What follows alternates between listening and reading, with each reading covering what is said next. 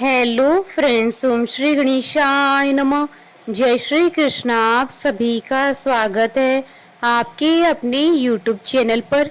Friends, आज हम आपको इस वीडियो में बताने जा रहे हैं पितृपक्ष की कथा के बारे में, जिसको सुनने मात्र से ही पितृदोष से मिलती है मुक्ति और मिलता है पितरों का आशीर्वाद।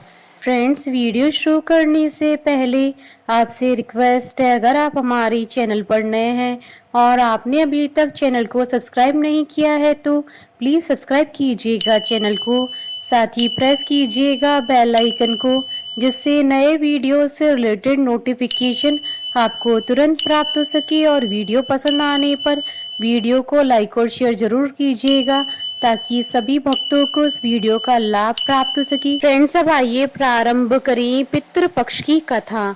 धर्म ग्रंथों में पितृपक्ष की दो कथाएं प्रचलित है।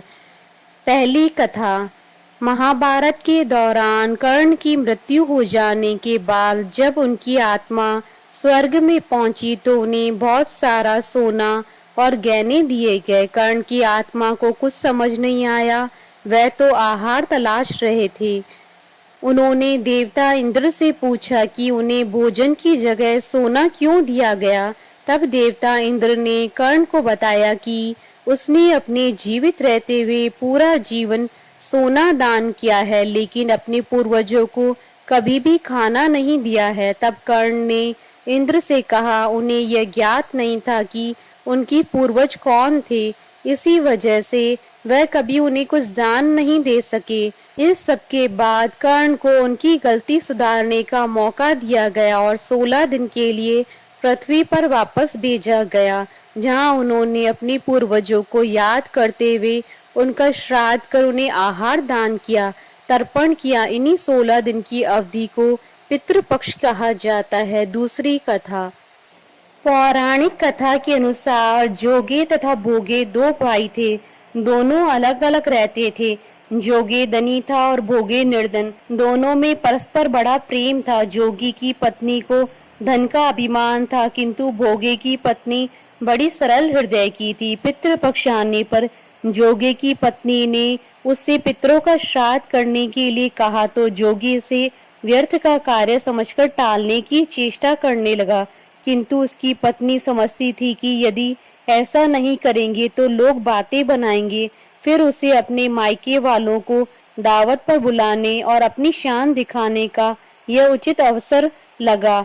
अतः वह बोली, आप शायद मेरी परेशानी की वजह से ऐसा कह रहे हैं, किंतु इसमें मुझे कोई परेशानी नहीं होगी। मैं भोगी की पत्नी को बुला लूंगी, दोनों मिलकर सारा काम कर लेंगी। फिर उसने जोगे को अपने पियर न्योता देने के लिए भेज दिया। दूसरे दिन उसके बुलाने पर भोगे की पत्नी सुबह सवेरे काम में जुट गई। उसने रसोई तैयार की, अनेक पकवान बनाए, फिर सभी काम निपटाकर अपने घर आ गई। आखिर उसे भी तो पितरों का श्राद्ध तर्पण करना था।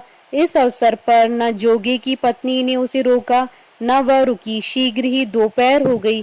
पितृ भूमि पर उतरे। जोगे भोगे के पितृ पहले जोगे के यहाँ गए तो क्या देखते हैं कि उसके ससुराल वाले वहां भोजन पर जुटे हुए हैं। निराश होकर वे भोगे के यहाँ आए। वहां क्या था, मात्र पितरों के नाम पर अगियारी दे दी गई थी। पितरों ने उसकी राख चाटी और भूखे ही नदी के तट पर जा पहुंचे। थोड़ी देर में सारे पितर इकट्ठे हो गए और अपने अपने यहाँ की श्राद्धों की बड़ाई करने लगे। जोगे भोगे के पितरों ने भी अपनी आप बीती सुनाई। फिर वे सोचने लगे, अगर भोगे समर्थ होता तो शायद उन्हें भूखा न रहना पड़ता, मगर भोगे के घर में तो 2 जून की रोटी भी खाने को नहीं थी। यही सब सोचकर उन्हें भोगे पर दया आ गई। अचानक वे नाच नाच कर गाने लगे, भोगे के घर धन हो जाए, भोगे के घर धन हो जाए। सांझ हो गई।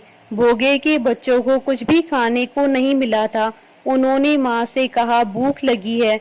तब उन्हें टालने की गरज से भोगे की पत्नी ने कहा, जाओ, आंगन में होदी औंधी रखी है, उसे जाकर खोल लो और जो कुछ मिले बांटकर खा लेना। बच्चे वहां पहुंचते हैं तो क्या देखते हैं कि होदी मोहरों से भरी पड़ी है। वे दौड़े दौड़े माँ के पास पहुंचे। और उसे सारी बातें बताई। आंगन में आकर भोगे की पत्नी ने यह सब कुछ देखा तो वह हैरान रह गई। इस प्रकार भोगे भी धनी हो गया, मगर धन पाकर वह घमंडी नहीं हुआ। दूसरे साल का पितृपक्ष आया। श्राद्ध के दिन भोगे की स्त्री ने 56 प्रकार के व्यंजन बनाए, ब्राह्मणों को बुलाकर श्राद्ध किया, भोजन कराया, दक्षिणा दी। जेठ जेठानी को सोने चांदी के बर्तनों में भोजन कराया। इससे पितृ बड़े प्रसन्न और तृप्त हो गए। हमारे साथ इस वीडियो में अंत तक बने रहने के लिए आपका धन्यवाद। ओम श्री गणेशाय नमः। जय श्री कृष्णा।